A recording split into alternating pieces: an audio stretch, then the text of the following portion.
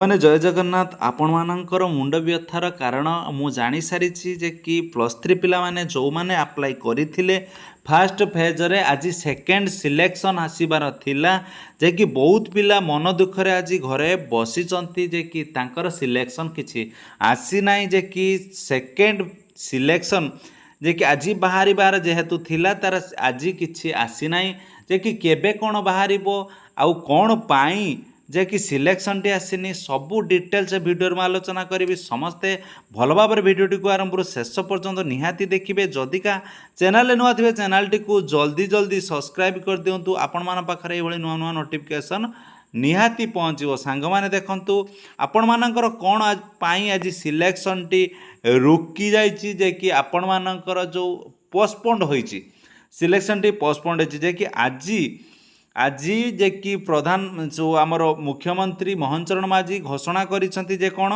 ନା +2 ପାଖରୁ ଯେ କି ଆପଣମାନଙ୍କର ଯେତେ ବି ପଢ଼ା ଅଛି ଟୋଟାଲ ଆପଣମାନଙ୍କର ଫ୍ରିରେ ପଢ଼ାଯିବ।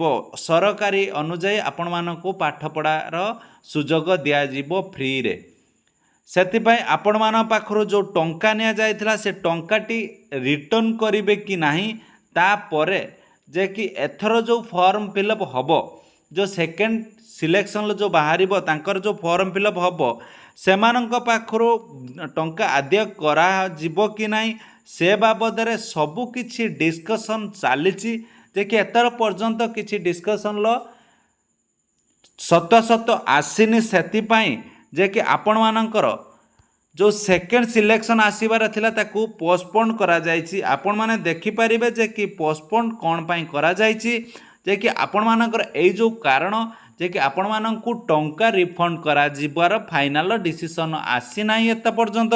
ଯେ କି ଯେଉଁମାନେ ବି ଯେଉଁ ସ୍ଲାଇଡ୍ ଅପ୍ କରିଛନ୍ତି କିମ୍ବା ଆଡ଼ମିସନ୍ କରିଛନ୍ତି ସେମାନଙ୍କର ଟଙ୍କା ରିଟର୍ଣ୍ଣ ଆସିବାଟା ଯେ ଧାର୍ଯ୍ୟ ହୋଇଯିବାର ସମ୍ଭାବନା ଅଛି।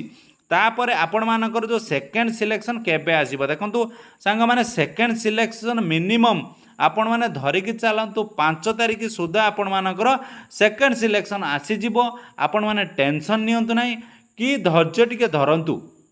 ପିଲାମାନେ ଆପଣମାନଙ୍କୁ ନିଶ୍ଚୟ ଯେ କି ସେକେଣ୍ଡ ସିଲେକ୍ସନ୍ ଆସିବ, ଆପଣମାନଙ୍କର ବି ସିଲେକ୍ସନ୍ ହୋଇକି ଆସିବ।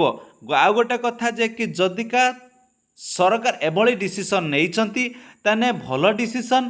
ଆଉ ଗୋଟେ କଥା ଏତେ ପର୍ଯ୍ୟନ୍ତ ପିଲା ଅଛନ୍ତି ତାଙ୍କର ସ୍କଲାରସିପ୍ ବି